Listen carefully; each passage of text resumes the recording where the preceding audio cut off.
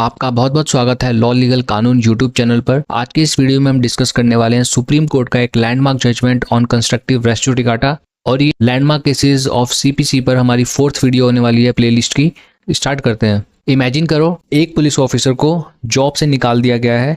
वो कहता है मेरे साथ इनजस्टिस हुआ है। वो पहले हाई कोर्ट जाता है, केस हार जाता है, फिर एक नया केस फाइल करता है, लेकिन इस बार एक नया लीगल पॉइंट लेकर आता है। कोर्ट कहता है रुको, जो बात तुम पहले बोल सकते थे वो अब क्यों बोल रहे हो। और यहीं से शुरू होता है कंस्ट्रक्टिव रेस जुडिकाटा का डिस्कशन, और इस केस का नाम है स्टेट ऑफ यूपी वर्सेस नवाब हुसैन। पहले हम समझते हैं इस केस के फैक्ट्स को। तो इस केस का मेन कैरेक्टर है नवाब हुसैन। नवाब हुसैन उत्तर प्रदेश पुलिस में सब इंस्पेक्टर थे। He was posted as sub inspector.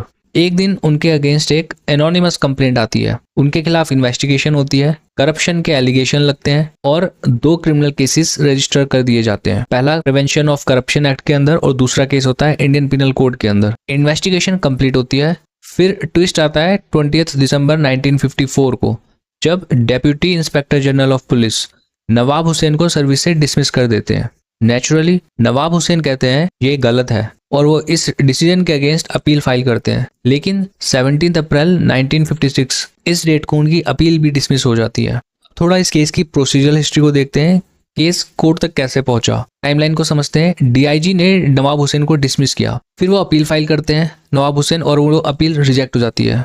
अब नवाब हुसैन हाई कोर्ट जाते हैं under article 226 of the Indian constitution, और वो 2 मेजर ग्राउंड लेते हैं। ग्राउंड 1 कि उन्हें फेयर अपॉर्चुनिटी नहीं दी गई, मतलब नेचुरल जस्टिस वायलेट हुआ है, और उनका दूसरा ग्राउंड था एक्शन मेलाफाइड था, यानी बैड फेथ में किया गया था। लेकिन एक बहुत इंपॉर्टेंट पॉइंट उन्होंने रेज ही नहीं किया। रिमेंबर दिस, यही पूरे केस का टर्निंग पॉइंट है। हाई कोर्ट ने रिट डिसमिस कर दी। नाउ 7 जनवरी 1960 को नवाब हुसैन सिविल जज ईटा के पास सिविल सूट फाइल करते हैं, लेकिन इस बार उनके पास नए आर्गुमेंट होते हैं। मतलब हाई कोर्ट से तो उनकी रिट डिसमिस होगी, अब उन्होंने नया केस फाइल कर दिया और वो नए आर्गुमेंट लेके आ गए। वो कहते हैं मुझे इंस्पेक्टर जनरल ने अपॉइंट किया था, तो डेप्यूटी इंस्पेक्टर जनरल मुझे डिसमिस कैसे कर सकते हैं, और ये वायलेशन है आर्टिकल 311 सब क्लॉज 1 का।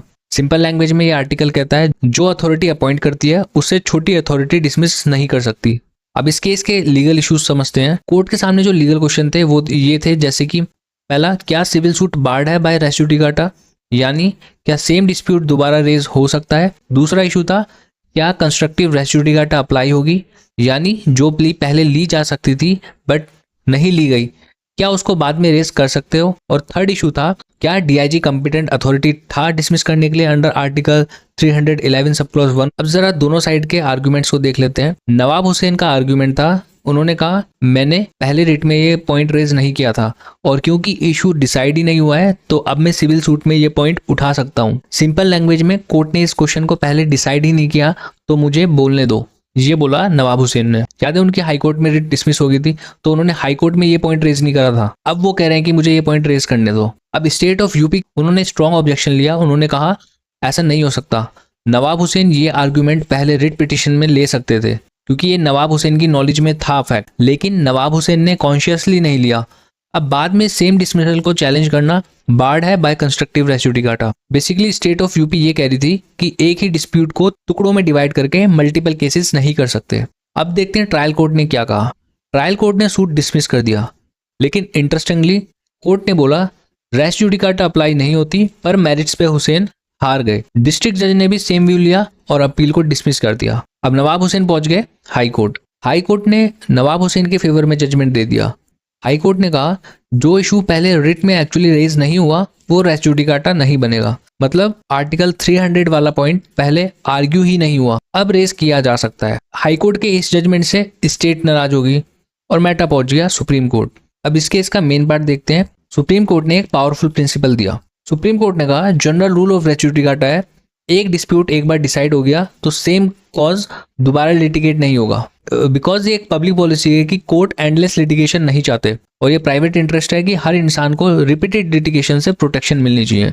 लेकिन कोर्ट यही नहीं रुकी। सुप्रीम कोर्ट ने कहा कभी कभी सेम फैक्ट्स पे मल्टीपल लीगल ग्राउंड्स निकलते हैं। अगर कोई पर्सन एक ग्राउंड अब्यूज करे और दूसरा ग्राउंड फ्यूचर के लिए बचा के रखे तो होगा क्या, this is abuse of process, और इसी को कहते हैं कंस्ट्रक्टिव रेस जुडिकाटा। और इसका गोल्डन रूल है what ought to have been raised earlier is deemed to have been raised. अगर पर्सन के पास अपॉर्चुनिटी थी could and ought to have been raised, then it is barred later. Supreme Court ने कहा नवाब हुसैन को article 300 वाला point पहले से पता था, वो रिट पिटीशन में ले सकते थे, इस पॉइंट को रेज कर सकते थे, लेकिन उन्होंने रेज नहीं किया, तो अब later in the civil suit वो ये वाली प्ली नहीं ले सकते, आर्टिकल 311 वाली। कोर्ट ने ब्रॉडर ऑब्जर्वेशंस भी दी जो स्ट्रिक्टली बाइंडिंग नहीं है। कोर्ट ने एम्फेसिस किया अगर कंस्ट्रक्टिव रेस जुडिकाटा अप्लाई नहीं होगी तो लिटिगेंट्स क्या करेंगे, एक केस में एक पॉइंट, दूसरे केस में दूसरा पॉइंट, फिर तीसरे केस में तीसरा पॉइंट, और ऐसे चलता रहेगा। रिजल्ट क्या होगा, एंडलेस लिटिगेशन हो जाएगी, कॉन्फ्लिक्टिंग जजमेंट्स आएंगी। सुप्रीम कोर्ट ने बोला जुडिशियल सिस्टम का रिस्पेक्ट मेंटेन करने के लिए फाइनलिटी ऑफ लिटिगेशन जरूरी है। तो इस केस में फाइनल डिसीजन था, सुप्रीम कोर्ट ने कहा हाई कोर्ट वाज रॉन्ग, नवाब हुसैन का न्यू प्ली